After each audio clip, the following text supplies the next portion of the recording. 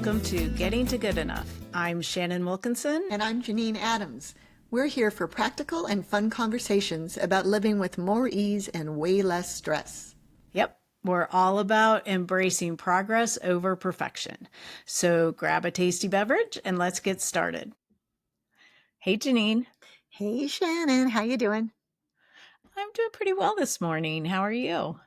I'm doing just fine. Can't complain, really. So that's good. Are you sure? Well, there's always something, but yes, I'm sure. I'm not going to complain. So I won't complain. Not I can't complain. Right. Yeah. That's funny. As you know, it's been a little bit of a complicated period for me, starting this podcast, which is, sort of a new amount of work, which I'm loving, but, just sort of adding into the stuff. And I'm having shoulder surgery in a week. So I'm preparing to be on the couch for 2 weeks and then one-armed for, another month after that. And then a bunch of other things happened. My nephew's wedding. I went to visit my beloved 96-year-old aunt, which I feel like I have to do as often as possible. I had a conference to go to. And so it's made it really complicated the last few weeks trying to get everything done I need to get done before surgery day. And I've had to say no to a lot of stuff that I didn't really want to say no to, but felt like I had to. Yeah, that's tough. Did you have the opportunity to say no to stuff that you did want to say no to and felt like, oh, good, I have a perfect excuse? No, I wish there would have been some of that. Yeah. Yeah. And so when you said no, was it a simple no, or was it well, I'm having surgery, wish I could kind of no?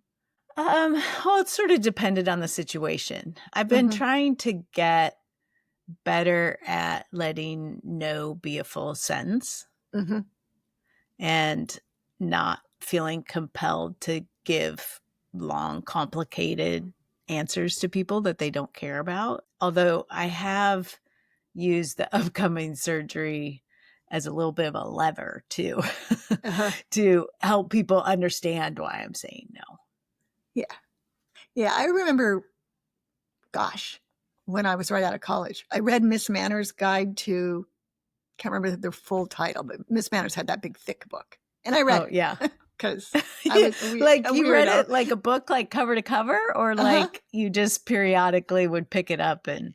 No. I read it cover to cover. Front to back. Yeah.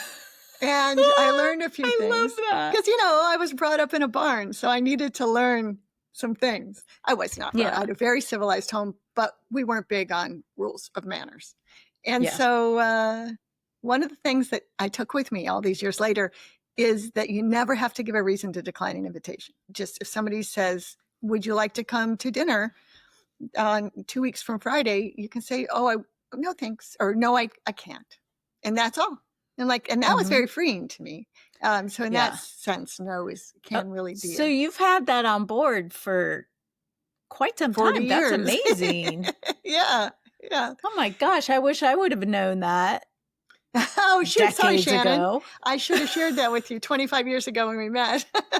Yeah. Welcome to St. Louis. Yeah. No is a full sentence. Right. Oh, that's funny. But I have had as my top goal, as I like to set goals every year.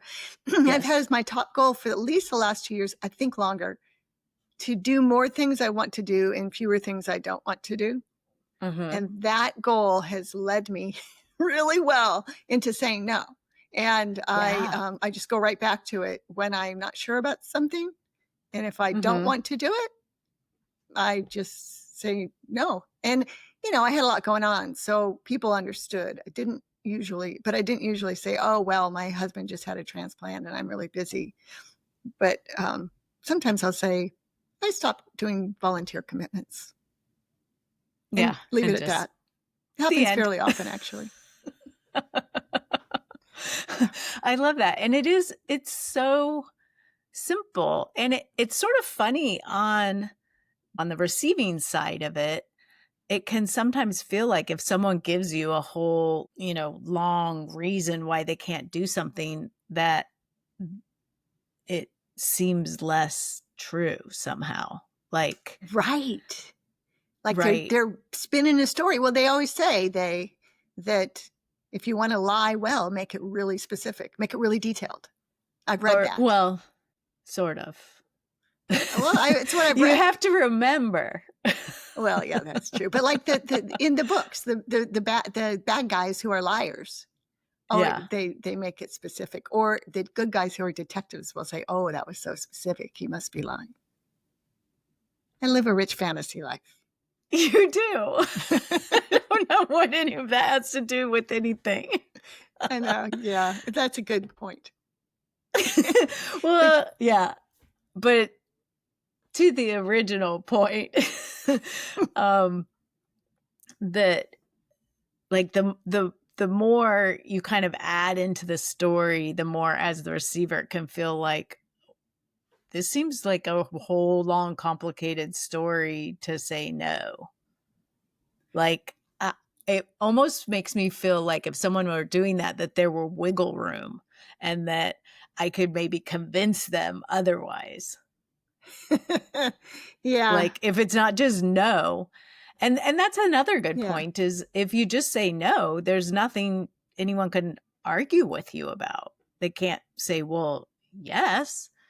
But if you say, "Oh, no, I can't cuz I'm really busy," then they'd be like, "Oh, really? How busy are you? Like, are you sure you don't have time to, this is not going to take much time," or, whatever your excuse is.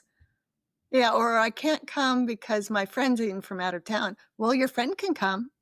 Or Yeah. yeah. Yeah, that's true. It makes me realize that probably because of my short I've gotten so good at it, I guess. Nobody argues with me. I mean, No, like no because one's you just say no. No, thank you. thank you. It's true. It works. But maybe we should talk a moment about why it's important to say no. Like, I mean, it's also great to say yes to things that are important Yeah. to you. But Right. but being able to evaluate whether something is a yes or a no, and then going with the no if it is a skill to have. Yeah. And that's a good point because I think people say yes to things that are maybes. Like if something feels like a maybe, they default to saying yes. And I think it's much more beneficial if something's a maybe, it's a no, to recognize it's a Right. no. Right. If it's And not that, a yes, it's a no. yeah, if it's not will this make it explicit? If it's not a hell yes, it's a It's no. a no. I don't think that's too explicit. I don't know. I don't know what the rules are.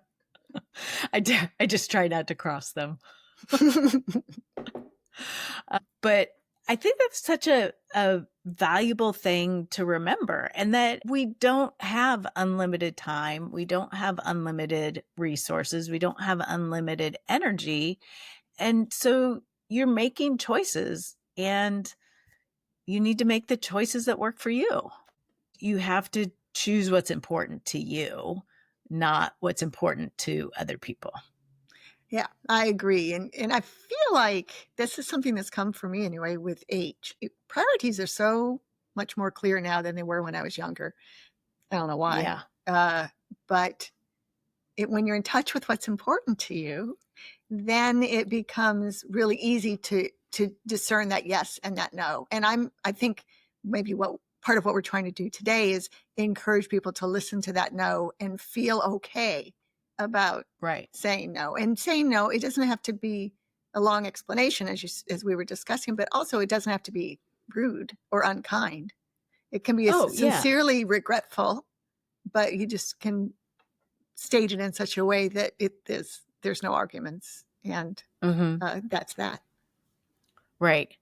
Yeah, I think that's a really good point, is that your no can be a kind no, a thoughtful Yes. no. Yes. Yeah. Because it's true that we, like you said at the beginning, there are lots of things you've had to say no to Mhm. recently, and that's because of your priorities. Obviously, your health Right.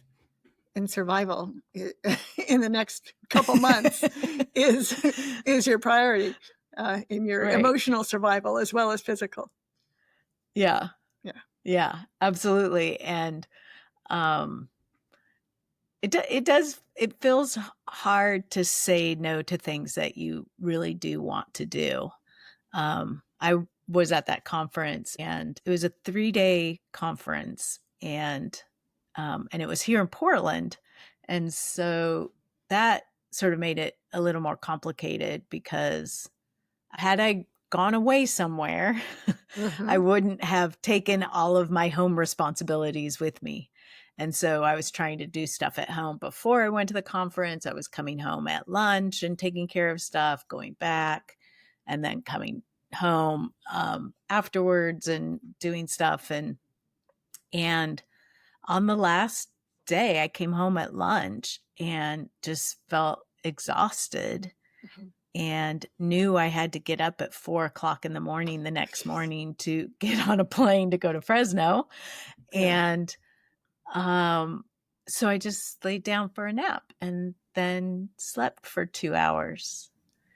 And I could have gone back and caught, the tail end of the conference, but I just decided to say no and let that be okay. Took a little discussion with myself.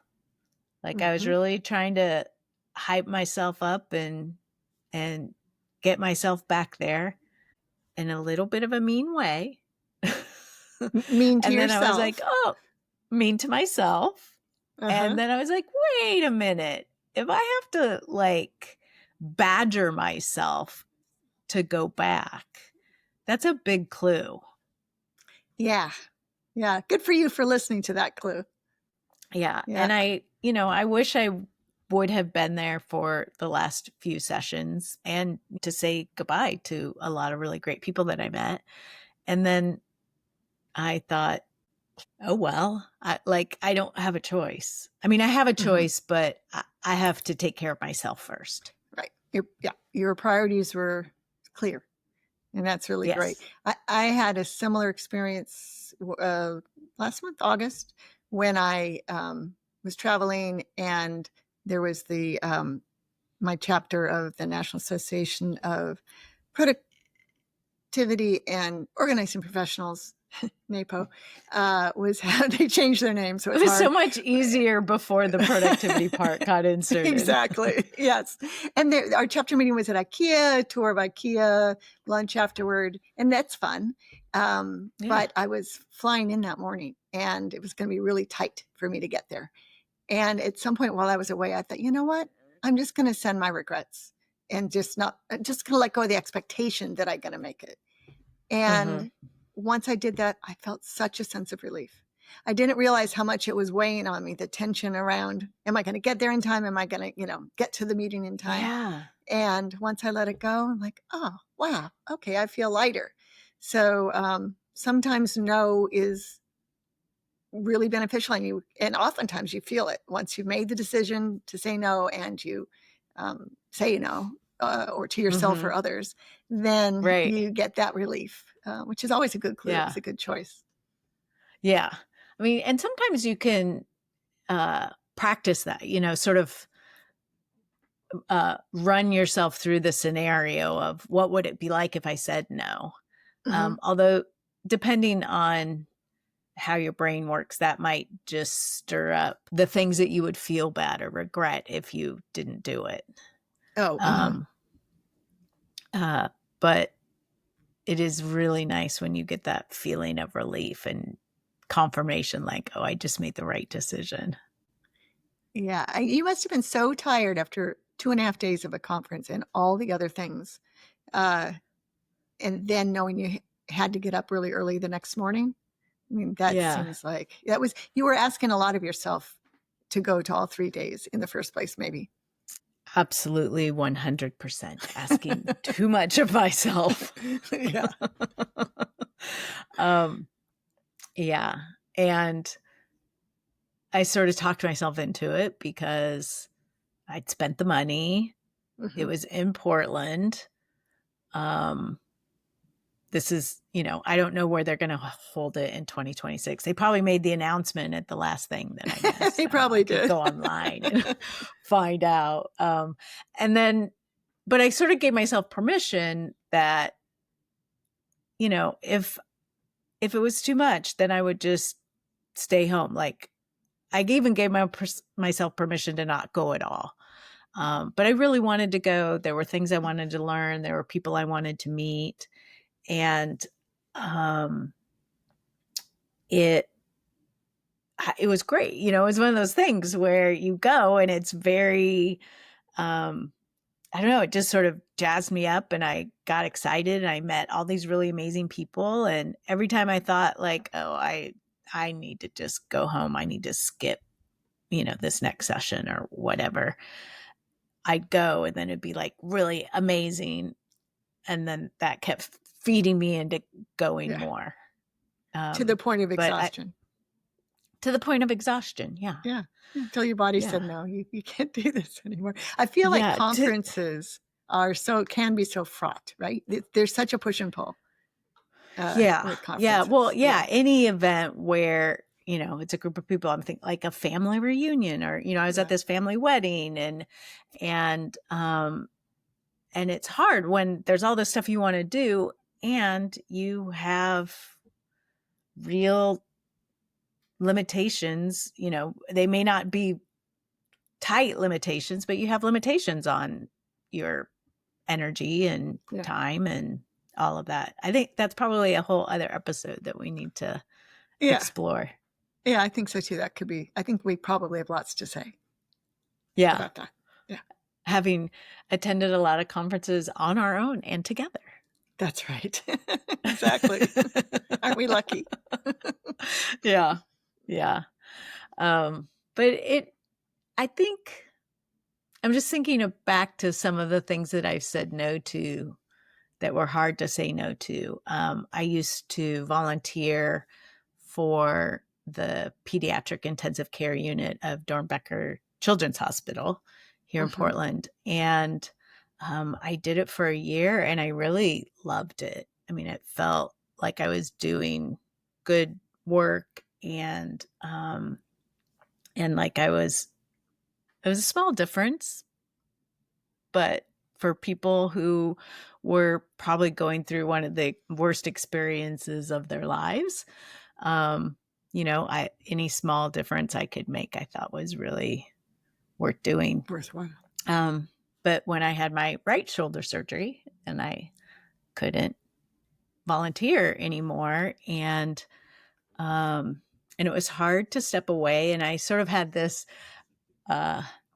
very Pollyanna idea that I would be able to go back after 4 weeks. Like, oh, I get my brace off in 4 weeks or 5 weeks or whatever, and then I'll go back to volunteering.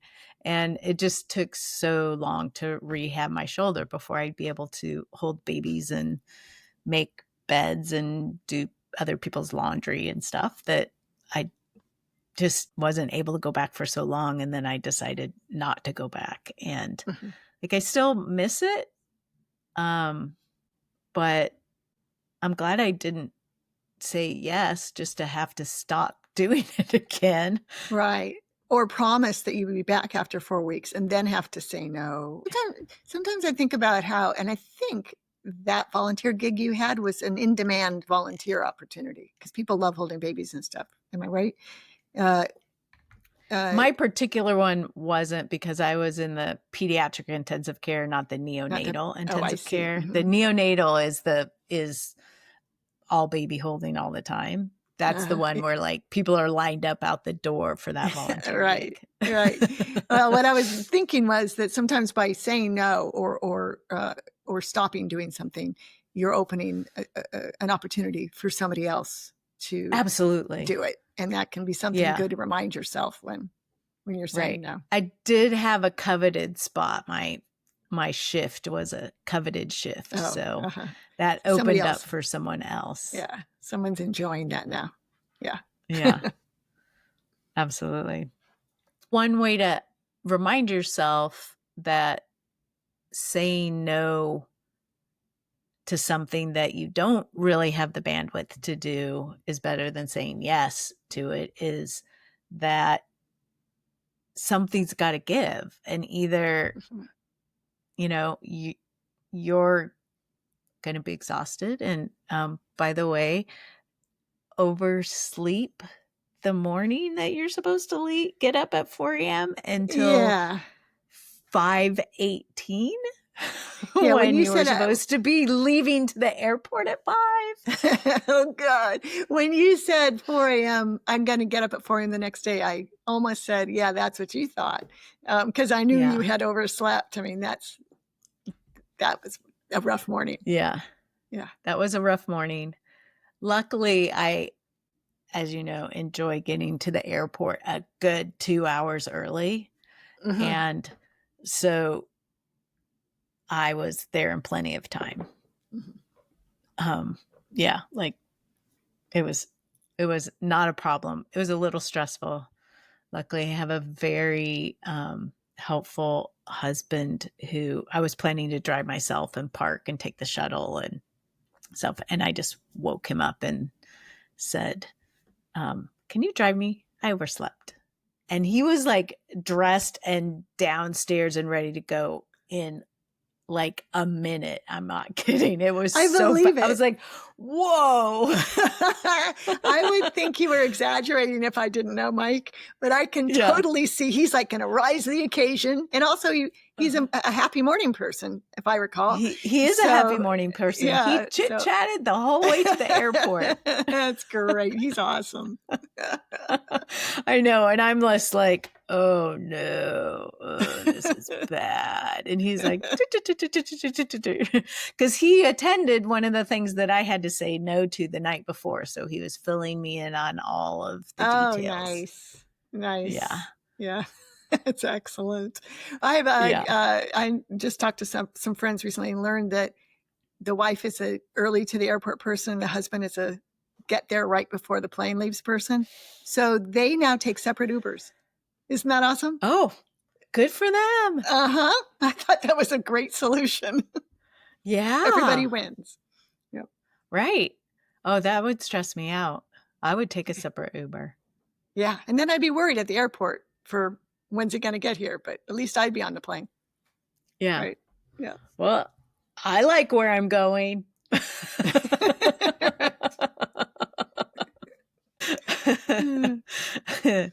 Yeah. So it's just, I think the more we sort of normalize having boundaries and recognizing that people can't do everything they want to do. They can't do everything you want them to do. And that's okay. Like, it's better for all of us. Exactly. Yeah. No is a complete sentence on both sides of the equation. Like, receive that well, give that easily. Then knowing your priorities so that you're not agonizing over the decision of whether or not to say no. It can be right. Yeah, like you said earlier, just being clear about what's important to you and navigating by that. It never lets me down. It's true. So we would love to hear from you, our listeners and watchers. Do you have difficulty saying no? Do you feel comfortable about your boundaries? You can let us know on Facebook, Instagram, or YouTube at Getting to Good Enough. You can send us an email at gettingtogoodenough.com at gmail. No, gettingtogoodenough@gmail.com. Yeah. That's right. That's right. Yeah. And you can leave us a voicemail, or you could send a text to 413-424-GTGE 4843. I never even thought about send it. us a Text. Yeah. I How know. about that? That's so easy. Just pick up your phone and text us. I mean, it's unmonitored. We only check it once a week, but send the text. We may or may not see it, but please send it. Thanks for joining us on Getting to Good Enough. We hope you heard something that makes your life just a little bit easier. If you did, leave us a review or share this with someone who's looking for their own version of good enough. Thanks for listening. See you soon.